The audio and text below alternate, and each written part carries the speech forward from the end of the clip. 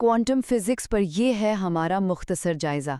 देखिए, quantum physics ना हमें उस छुपी हुई दुनिया में ले जाती है जो हमारी आंखों से बिल्कुल ओझल है। यहाँ मादा और तवानाई के उसूल वैसे नहीं है जैसे हम अपनी दुनिया में देखते हैं। तो पहली बात, एटमी और उससे भी छोटी सतह पर चीज़ें बहुत ही अजीब तरह से काम करती हैं। ये हमारी क्लासिकल साइंस के उसूलों को सीधा सीधा चैलेंज करती हैं।